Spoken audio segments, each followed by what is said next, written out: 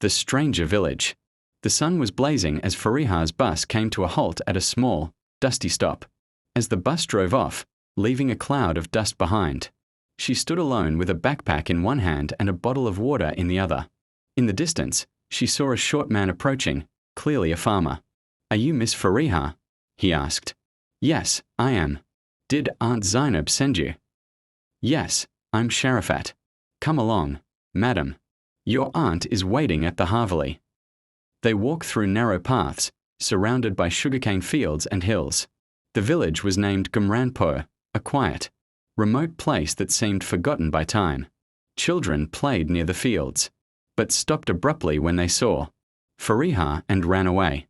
"Why are the children so scared?" Fareeha asked. Sharifat lowered his gaze. "People here fear outsiders, miss." Soon, they reached Aunt Zainab's old haveli, a rusty iron gate, ivy-covered walls, and an eerie silence around. As they stepped in, Fareeha felt a strange chill in the air. "Aunt," she called out. A voice echoed from upstairs. "You've arrived? Come in, your room is ready." Aunt Zainab was a frail woman, with eyes that carried decades of sadness. She embraced Fareeha and said, "You're staying for 3 weeks, right?" "Yes, Aunt. University is closed for a while, so I thought I'd visit you."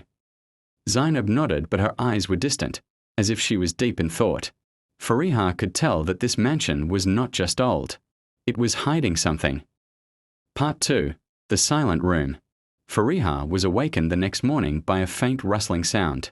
She stepped out of her room to find Zainab preparing breakfast in the courtyard. "Aunt, did someone come into my room last night? I felt like there was a shadow standing there." Zainab handed her a cup of tea. "This is an old mansion, child. Even the wind here whispers secrets." The answer was strange, but Fareeha let it pass. After breakfast, she decided to explore the mansion. Beneath the stairs, she found a half-open door.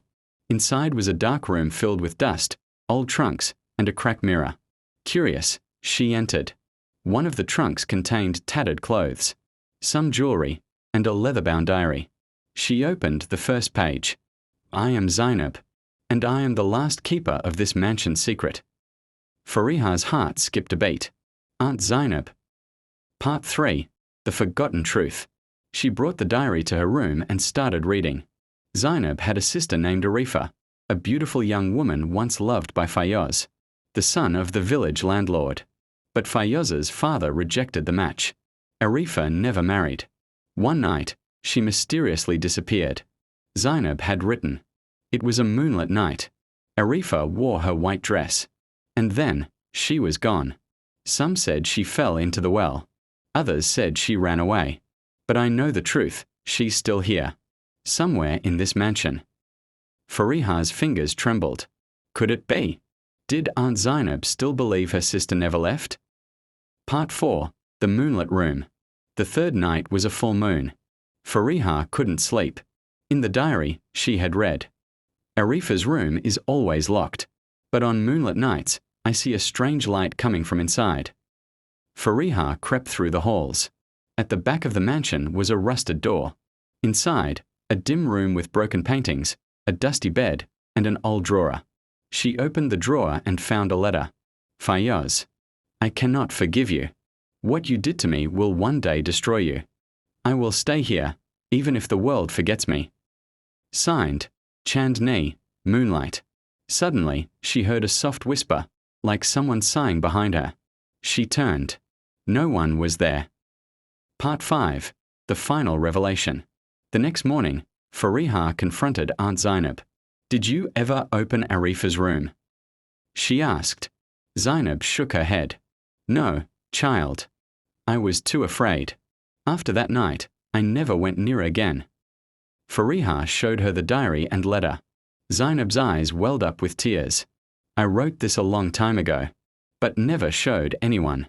You're the first to read it. Yes, I know she never left." "But Aunt, what happened to her? Where did she go?" Zainab trembled. "The well behind the house. That night, I heard a scream. Then silence. I was scared.